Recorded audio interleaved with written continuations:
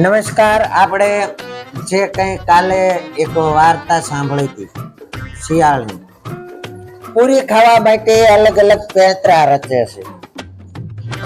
પૂરી ખાવા માટે કાગડા પાસે ગયું, કાગડા પાસેથી ગામડામાં ગયું, ત્યાં કૂતરા પાછળ પડ્યા, રાજા બની ગયું, ત્યાંથી પાછો પૂરી ખાવા માટે માણસ બનવા માટે એને તપ કર્યું. હવે આપણે આગળ જોઈએ કે એ પૂરી ખાવા માટે વાર્તા સાંભળવી છે. મજા આવે છે? હા, તો હવે એ પૂરી ખાવા માટે શું કરે છે? તો એ પૂરી ખાવા માટે હવે એને એમ થાય છે કે આપણને માણસ તો નહીં બનવા મળે, પણ ગામડામાં સાતમ આઠમનો તહેવાર હોય અને જો વધ્યો ઘટ્યો માલ ઉકળે આવે ટાઢું બાઢું તો આપણને પૂરી મળે. સાતમ આઠમમાં ટાઢી પૂરી હોય એ કદાચ ઉકળે નાખવા આવે અને જો આપણને મળી જાય તો એમ વિચારતું વિચારતું એ જંગલમાંથી આમ ચાલ્યું આવતું.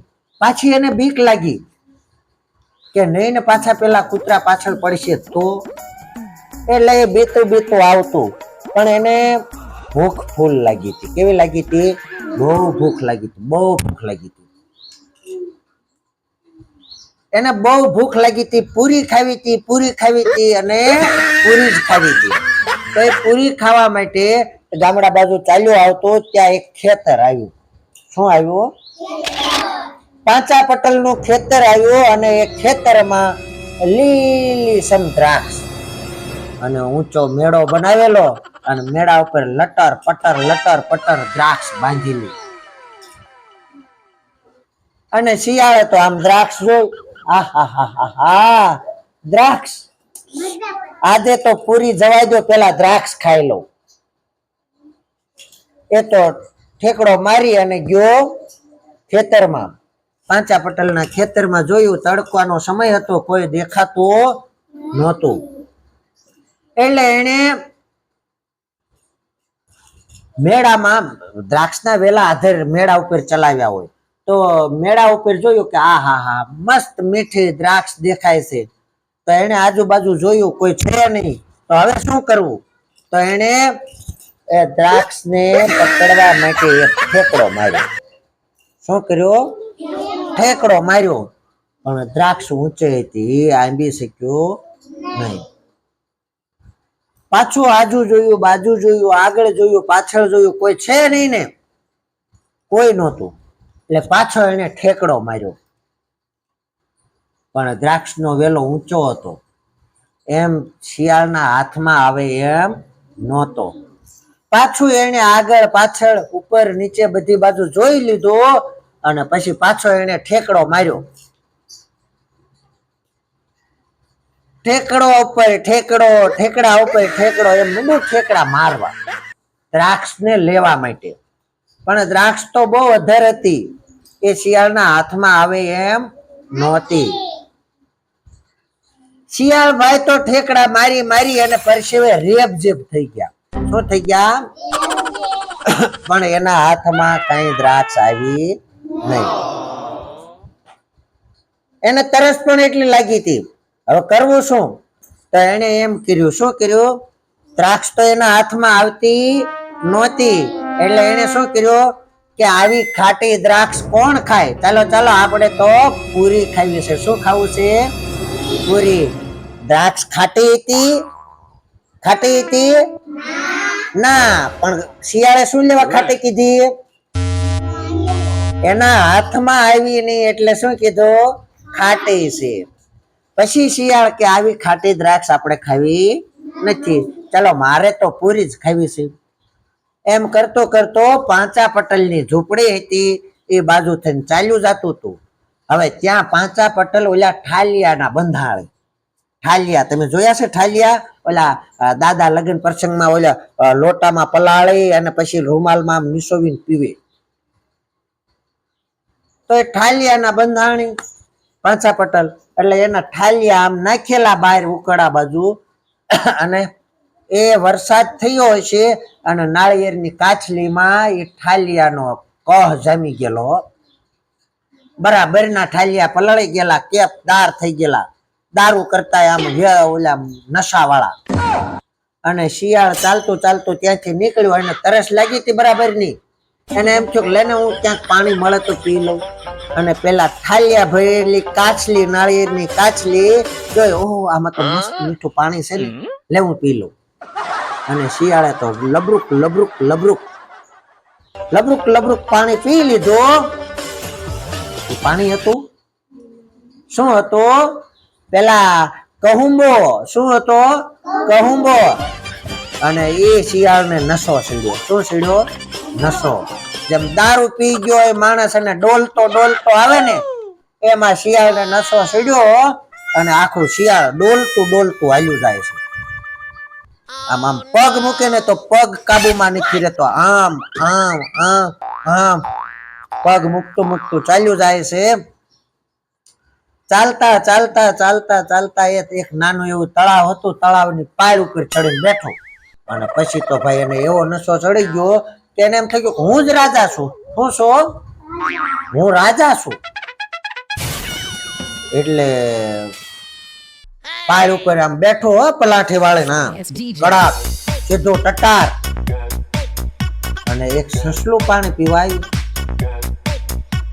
એટલે સસલાને આંકલો માર્યો, ઓય સસલા પાણી પીતું નહીં. એટલે સસલું તો બી ગયું. જી મહારાજ નમસ્તે નમસ્તે. પાણી પીતું નહીં, પેલા મારા પ્રશ્નનો જવાબ આપ. આ એને ઓલો નશો ચડી ગયો તો શિયાળને. કોને? એટલે કે છે પેલા મને મારો જવાબ આપ. એટલે સસલું કહે છે બોલો ને મહારાજ શું પૂછવું છે? પેલા મને કે આ જંગલનો રાજા કોણ છે? એટલે સસલું તો બીકનું બે માર્યું. એ મહારાજ આ જંગલના રાજા તો તમે જ છો ને. ઠીક છે પી લે પાણી જા.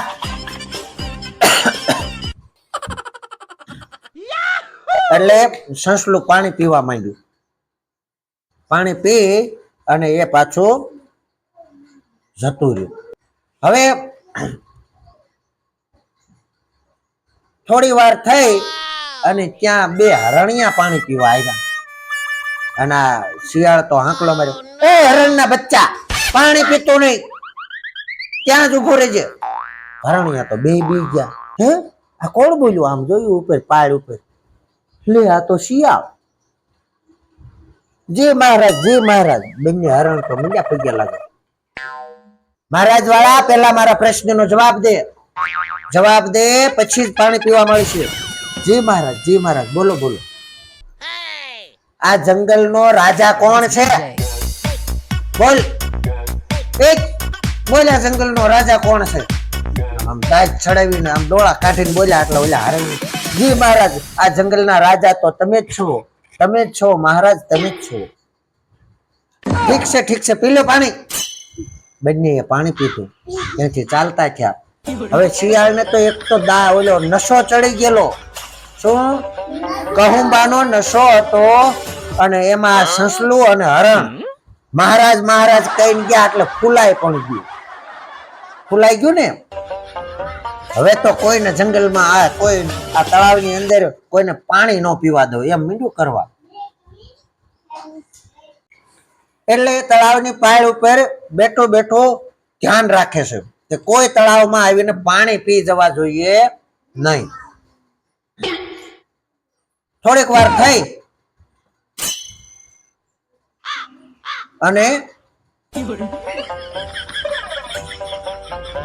બે હંસ આવ્યા ઉડતા.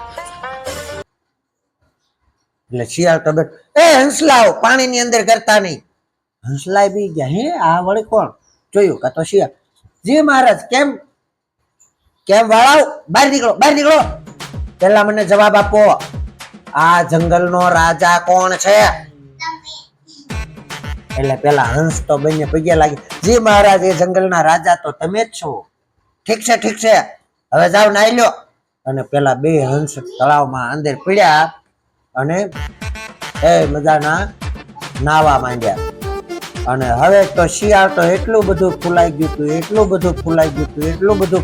હતું અને ઓલો કહુંબાનો નશો એટલો બધો ચડી ગયો તો એને કાંઈ દેખાતું નહોતું. એને એમ થઈ ગયું હું રાજા જ છું. પાય ઉપર બેઠું બેઠું ધ્યાન જ રાખે છે અને ત્યાં આગળથી થોડોક એક હાથી હાલ્યો આવે છે. હાથી આવ્યો, આમ દૂરથી આવતો દેખાયો એટલે સસલો શિયાળે હાંકલો માર્યો, એ હાથીડા ત્યાં ઉભો રહેજે, આગળ વધતો નહીં. હાથીડો તો ધમ ધમ ધમ ધમ ધમ ધમ પગ માંડતો માંડતો હાલ્યો આવે. આ શિયાળને એમ થયું કે હાથી બેરો મુવો લાગે છે. એ હાથીડા બેરા, તને કહું છું, ત્યાં ઉભો રહે, આગળ વધતો નહીં. પણ હાથી એની સામું જોયું નહીં. એટલે શિયાળે તો પાછો આંકલો માર્યો, એ હાથીડા ગોઢો થઈ ગયો પણ સાંભળતો નથી, ઉભો રહે નહીં, એમ કહું છું. પેલા મારા પ્રશ્નનો જવાબ આપ, ત્યાં સુધી પાણીમાં પગ નો મૂકતો. પણ હાથી તો એની સામું જોતો નથી. એટલે આ શિયાળને એમ થયું કે આ હાથી બેરો થઈ ગયો છે. એ હાથીડા, તને કહું છું, ક્યાં ઉભો રહેજે, પેલા મારા પ્રશ્નનો જવાબ આપ, આ જંગલનો રાજા કોણ છે? પણ હાથી કાંઈ સાંભળતો, એ શિયાળ ગમે એટલું રાયડું નાખે તો એ તો સીધો પાણી બાજુ જાતો. અને આ શિયાળને હવે હકીકત એમ થઈ ગયો કે હાથીડો બેરો છે. એટલે શિયાળ તો ત્યાંથી પાળ ઉપરથી ઠેકડો મારી અને ઉભો થયો, અને હાથી આવતો હાથીની સામે જઈ અને કાન પાસે જઈને કાન પકડીને કીધું, એ બેરા, તને કહું છું, આ જંગલનો રાજા કોણ છે, પેલા એ જવાબ દે. અને બસ પછી તો પૂછો જ વાત. હાથીએ એની હુંડ પડખે શિયાળ આવ્યું અને હુંડમાં આમ પકડી કર્યો, કાતો 6 ફૂટ દૂર પીડ્યું શિયાળ. 6 ફૂટ દૂર શિયાળ પીડ્યું, અને પીડ્યું એટલે આ કડ ભાંગી ગઈ. શું ભાંગી ગયું? કડ ભાંગી ગઈ અને ઢહડાતું આવ્યું આમ, ઓય માં કરતું અને હાથી પાસે આવી અને હાથીને કે ઓલો નશો હતો ને, નશો કહુંબાનો, એ હાથીએ ઘા કર્યું ને એટલે બધો ઉતરી ગયો. ઓલા પોંપ માર્યા હતા હરણિયા સસલાએ, એ પોંપ ઉતરી ગયા. અને આમ લંગડતું આવ્યું. એ હાથી ભાઈ, તમને નો ખબર હોય ને જંગલનો રાજા કોણ છે તો ના પડાય, આમ કોઈને ઘા નો કરી દેવાય, મારી કેડ ભાંગી નાખી. અને પછી પાછું એ બિચારું માંડ ઓલા વાંદરા પાસે ગયો, એને દવા કરી અને શિયાળને હાજુ કર્યો. અને તોય એને મનમાં તો પેલું શું હતું? પૂરી. મારે તો પૂરી જ ખાવી છે. હવે આજ અહીંયા સુધી આપણે વાર્તા અટકાવી દઈએ. હવે પૂરી ખાવા માટે એ શું કરે છે ને, એ આપણે આવતીકાલે પાછા જોઈશું. બરોબર?